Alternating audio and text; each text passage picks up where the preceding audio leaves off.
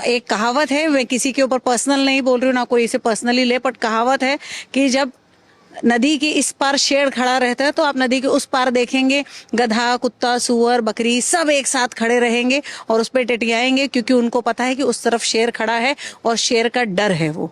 वो शेर कौन है? और वो शेर खुद देवेंद्र फडणवीस है, जिसका डर है और जिसके वजह से ये सब जो है छोटे छोटे पार्टियां जो है आप देख रहे हैं आपस में जो है मिल रही है, मिलन कर रही है। लेकिन मिल रही है, मिलन तो कर रही है। 20 साल के बाद दो भाई एकजुट हो गए, आपके बोलने का मतलब है देवेंद्र फडणवीस की वजह से हुए हैं। लेकिन दूसरी तरफ एकजुट तो हो रहे हैं, ठीक है, एकजुट हो रहे हो, आप प्यार बांट रहे हो, दो मिलना अच्छी बात है, जुड़ना अच्छी बात नहीं है। लेकिन उसके साथ साथ जो है वो थप्पड़ मारा जा रहा है, हिंदी भाषियों को थप्पड़ मारा जाए पकड़ पकड़ कर, मराठी अगर नहीं बोलने आ रहा है आपको थप्पड़ मारा जा रहा है। क्या चल रहा है आपके मुंबई में? ये तो मैं देखती हूँ हर चुनाव में। मैं बचपन से, आज आप जानते होंगे, नहीं जानते हो तो आपके दर्शकों को बता दूं कि पिछले 100 साल से मेरा परिवार, मेरा नाम नेहा सुरेश दुबे है, उत्तर भारतीय परिवार से है। मेरे परिवार पिछले 100 साल से नाला सोपारा में, खास करके महाराष्ट्र के नाला सोपारा में हम लोग यहाँ रहते आए हैं। तो हम लोग यहाँ के ही संस्कृति में, यहीं के इसमें रंगे हुए हैं और हम लोग हर बार देखते हैं कि हर चुनाव के पहले ये हिंदी मराठी झगड़ा चालू हो जाता है, हर चुनाव के पहले। लेकिन इसमें क्या होता है कि राजनीतिक जो लोग हैं, जो लोग पॉलिटिशियन लोग हैं, वो ये मराठी और भैया झगड़ा लगाते हैं या झगड़ा कराते हैं या नेता जाके मारते हैं लोगों को। लेकिन इसमें पिसता कौन है? तो इसमें पिसती है आम जनता। जैसे आपने कई साल पहले देखा होगा, तो पिसा कौन? तो कुछ स्टूडेंट्स जो अपने एग्जाम देने यहाँ आए थे महाराष्ट्र में। पिसा कौन? तो टैक्सी ड्राइवर मार खाया, भाजी वाला मार खाया, फल वाला मार खाया। अभी आपने कुछ दिन पहले मीरा रोड में देखा तो मार खाया तो एक व्यापारी जिसकी एक नमकीन फरसाण की दुकान थी, उसने मार खाया। तो इसमें मार कौन खाता है? मध्यम वर्ग का आदमी मार खाता है या उससे निचले वर्ग के जो श्रमजीवी लोग हैं, जो लोग खुद दिन भर दिहाड़ी करते हैं, मेहनत करते हैं और मेहनत करके, श्रम से मेहनत करके अपनी जीवन यापना करते हैं, वैसे लोग मार खाते हैं। लेकिन इसका मलाई जो खाता है वो नेता खाता है। नेता जो है इसके ये भैया मराठी झगड़ा लगा लगा के जो है मलाई खाता है। लेकिन मैं आपको हकीकत में बोल दूं, जो मध्यम वर्गीय महाराष्ट्रियन इंसान है या जो मध्यम से निचले वर्ग का भी जो महाराष्ट्रियन इंसान है, उसको ये मराठी भैये से या मराठी हिंदी से लेना देना ही नहीं है। वो लोग तो आपस में प्यार से रहते हैं, आपस में उनका प्यार का बातचीत चलता है, सब चलता है, और तो उनको कोई इससे लेना देना नहीं। उल्टा मैं आपके चैनल के माध्यम से ये सभी को कहूंगी कि जितने उत्तर भारतीय हो, मारवाड़ी हो या अदर स्टेट के जितने भी लोग आए, चाहे वो मद्रासी हो, आसाम के हो, कोई भी हो, जो भी यहाँ पे व्यापार करने आप महाराष्ट्र में आए हो, चाहे आप जिस भी स्टेट में आप व्यापार करने जा रहे हो, तो उस स्टेट की भाषा आपको थोड़ी बहुत तो सीखनी चाहिए। इससे आपका ही व्यापार अच्छा होगा। ऐसा नहीं है कि नहीं सीखनी चाहिए। तो अगर आप देख रहे हो कि कोई आपसे मारा मारी करने के इंटेंशन से ही आ रहा है, तो आप वहां से हट जाइए, हाथ जोड़ के जय श्री राम बोल के निकल जाइए। आपको वहां लड़ना नहीं है उनसे। मेरा तो ये मानना है कि अगर आप व्यापार करने आए हैं तो प्यार से व्यापार करिए। व्यापारी की निशानी होती है कि दिमाग पे बर्फ और जबान में चीनी रख के काम करना होता है, तो बस आप वही करिए। लेकिन मैंने ऐसे ही कहा कि अगर कोई अभी जैसे मैं ही अगर खड़े होकर आपको बोल दूं मैं एक चांटा मार दूंगी, तो आप पहले अपना बचाव करोगे कि आप मुझे मारोगे?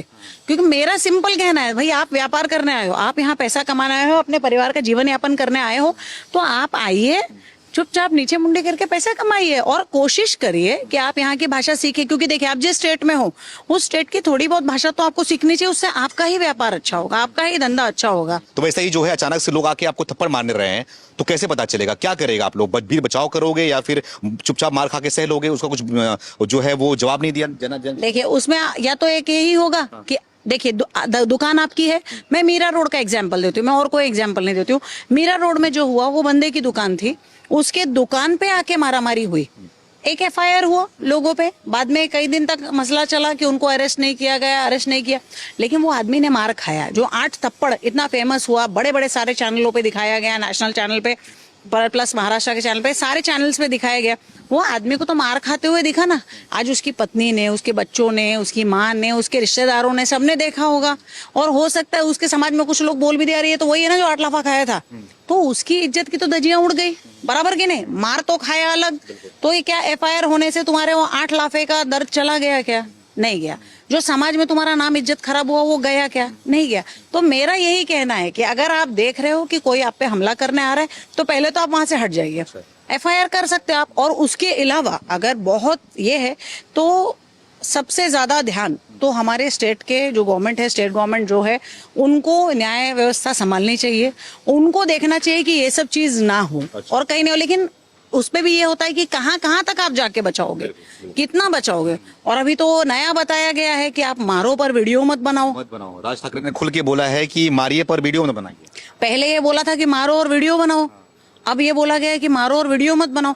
तो मतलब इन शॉर्ट आप प्रेरणा दे रहे हो मारो, अबेट कर रहे हो आप, या आप अबेटमेंट कर रहे हो कि आप मारो, तो वो भी गलत है। लेकिन जो देखिए न्याय यंत्रणा जिनके हाथ में है, उनको ये सब चीज को ताकत से लेना पड़ेगा। और मेरा सिंपल सिर्फ कहना है कि आज हम भी महाराष्ट्र में हैं, हमको तो अच्छे से मराठी आती है।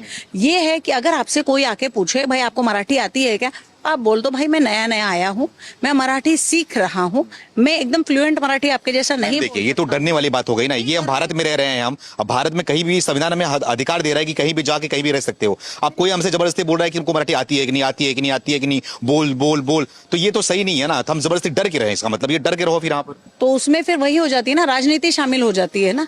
कैसा होता है, मेरा सिंपल सिर्फ कहना है कि या तो गवर्नमेंट जो है इसको कड़क तरीके से ले, जो अबेट कर रहा है उस पे भी गुना दाखिल करे, जो मार रहा है उन पे भी गुना दाखिल करे। लेकिन आप कितनों को करोगे। और यही चीज अगर आप देख रहे हो कि महाराष्ट्रियंस के साथ या उत्तर भारतीयों के साथ जो यहाँ पे हो रहा है, आज अपने बनारस में भी तो कितने लोग हैं, बिल्कुल महाराष्ट्र सारा हजारों की संख्या में वहां पे रहते हैं। यस अगर वहां लोगों ने बोला कि नहीं आप अवधी बोलो, आप हमारी भाषा बोलो, आप मराठी मत बोलो, तो ये फिर वो देश में दंगा हो जाएगा।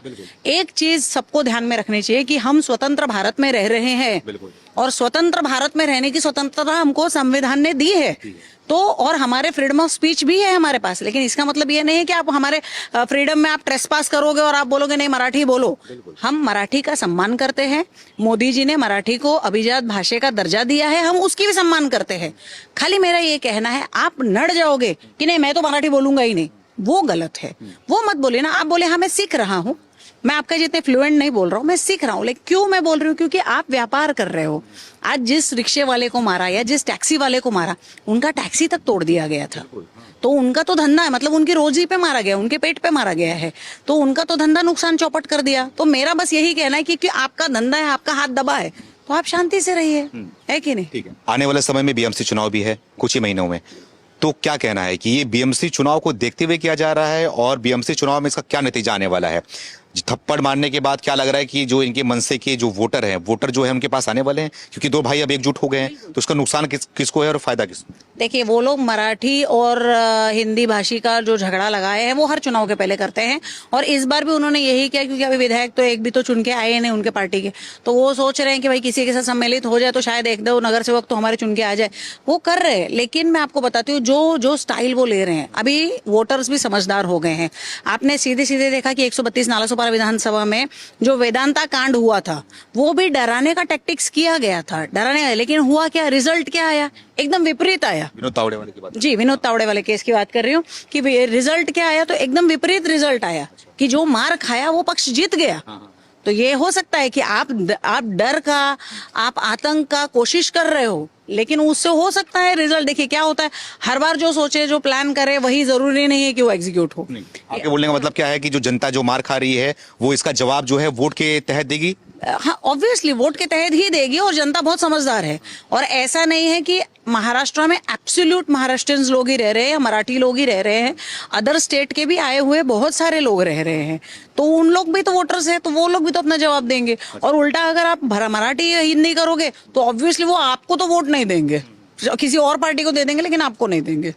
तो दोनों भाई का जो मिलन हो रहा है, इससे क्या फायदा होने वाला है? बीएमसी चुनाव में कुछ नतीजा लग रहा है कि ये 20 साल के बाद जो ठाकरे ब्रदर्स जो एकजुट हुए हैं और बड़ी बड़ी बातें भी मन से किए हुए हैं, तो फायदा इससे नजर आ रहा है कि इस बार बीएमसी में जो है वो जो दबदबा जो है वो शिवसेना के पास ही रहने वाला है? कुछ नहीं होने वाला है, सब कुछ भी कर ले। जो हमारे बाबा आएंगे बनारस से और जब वो अपना डमरू चलाएंगे तो सारे चारों खाने चित्त हो जाएंगे। अच्छा। तो कुछ नहीं होने वाला है, ये लोग कुछ भी कर ले, कितना भी चिल्ला ले, बरसाती मेंढक है टटरा ले, कुछ नहीं होने वाला है। जो होगा रिजल्ट सबके सामने होगा और बहुत ही पॉजिटिव होगा। बाबा कौन से बाबा की बात करो? एक दो बाबा है। कौन बाबा है? एक तो मोदी जी हैं और एक तो योगी जी बाबा भी हैं। दोनों है। दोनों है। अगर दोनों आगे तो और सोने पे सुहागा। अच्छा, और क्या मुद्दे हैं बीएमसी चुनाव के जो है मुंबई में, क्या मुद्दे हैं, क्या होने वाला है यहाँ पर? डेवलपमेंट ये सबसे बड़ा मुद्दा है। और आप देख रहे हो इतने टाइम से कितना डेवलपमेंट हो रहा है। आज कोस्टल लाइन को लेके डेवलपमेंट हो रहा है, रोड्स को हो रहा है, ब्रिजेस को हो रहा है, मेट्रो को हो रहा है, जितने सारे आप देख रहे हो मैक्सिमम, मतलब चारों तरफ अगर आप देखोगे तो डेवलपमेंट के नाम पे धुआं धुआं कर दिया है। मतलब इतना खूबसूरत, मतलब जो उनका प्लान है अगर उस हिसाब से चला है, समृद्धि महामार्ग देख लीजिए या कोई भी रास्ता देख लीजिए, हर एक चीज मतलब बिना सोचे हुए आप इमेजिन नहीं कर सकते हो उससे ज्यादा का डेवलपमेंट का चल रहा है प्लानिंग। इतने सालों से चुनाव क्यों नहीं हुआ, क्यों रोके रखा गया था बीएमसी चुनाव पे? अरे कोविड ही आ रहा था ना, बार बार तो कोविड हो रहा था, वही प्रॉब्लम हो रहा था। तो अभी ये होगा, जल्दी होगा, रिजल्ट सबके सामने होगा। अच्छा, तो बाकी जो विपक्षी पार्टियां हैं, जो महायुति हो गई और महागठबंधन जो हो गया, दोनों है, तो उसका क्या लग रहा है कि कितना असर पड़ने वाला है, क्या उनके मुद्दे होने वाले हैं, और बीएमसी चुनाव में जनता का रुझान इस बार किस तरफ नजर आ रहा है? क्योंकि बहुत बड़ी जीत यहाँ पर जो है वो बीजेपी को देके जनता ने बैठा दी है सिंहासन पे। तो क्या उम्मीदों पे, जनता की उम्मीदों पे बीजेपी जो है वहां पर खरी उतर रही है? जनता भी खुश नजर आ रही है इनसे क्या? नहीं, जनता नो डाउट बीजेपी से खुश है, स्पेशली मोदी जी से जनता बहुत ज्यादा खुश है और उसका रिजल्ट दिखेगा। लेकिन लास्ट में जो बचा है वो ये रहता है कि कैंडिडेट्स पे भी निर्भर करता है और उस समय का रुझान पे भी रहता है। बहुत अति घाई हो जाएगा, बहुत ज्यादा जल्दी हो जाएगा इस पे बात करना कि क्या रिजल्ट आएगा। लेकिन जहां से देखने को लग रहा है कि पूरा मोदी में भारत हो गया है, आगे बोलने की जरूरत ही क्या है। सवाल तो ये भी उठाते हैं ना कि मोदी के नाम पे कितना चुनाव जीतोगे आप? इस विधानसभा तो जिता दिया, क्या अभी जो लोकसभा, जो ये निचले स्तर का चुनाव है, बीएमसी चुनाव है, नगर सेवक का चुनाव है, तो इसमें भी क्या मोदी जी आने वाले हैं प्रचार करने के लिए? उन्हीं के नाम पे जीतेंगे? नहीं, कैसा है डेवलपमेंट जो है, मोदी जी का जो डेवलपमेंट है और मोदी जी के नाम पे एक विश्वास हो गया है लोगों को, और वही विश्वास जो है देवेंद्र जी ने भी कंटिन्यू किया है महाराष्ट्र में। तो जहां पे देवेंद्र जी चले जाए तो मतलब वहां तो होने ही वाला है जीत, वहां पे नरेंद्र एक तरह देवेंद्र। यस डेफिनेटली, और वहां तो जीत होने ही वाला है। होने वाला। आखिरी में जनता को क्या कहना चाहोगे, क्या उपदेश देना चाहोगे? बस यही कहूंगी कि आपस में झगड़ा मत करिए, चाहे हिंदी भाषी हो चाहे मराठी भाषी हो। जो मध्यम परिवार के लोग हैं, जो व्यापारी वर्ग परिवार के लोग हैं, वो लोग नहीं चाहते मराठी भैया झगड़ा हो या मराठी हिंदी झगड़ा हो। ये नेताओं की रची हुई चाल है, आप उस चाल में ना आए। खास करके व्यापारियों को बोलूंगी, इसमें आपका निजी नुकसान होगा। एक एफआईआर करने से आपका निजी नुकसान कोई भर के देने वाला है नहीं। तो कृपया करके झगड़ा ना करे, शांति से अमल बना के आपस में प्यार से रहे, बस यही कहूंगी। और अगर आपने देखा कि अगर आपके पास कोई पागल कुत्ता आपको काटने आ रहा है तो वहां से हट जाइए, कुत्ते को मौका मत दीजिए काटने का। बहुत बहुत धन्यवाद बात करने के लिए।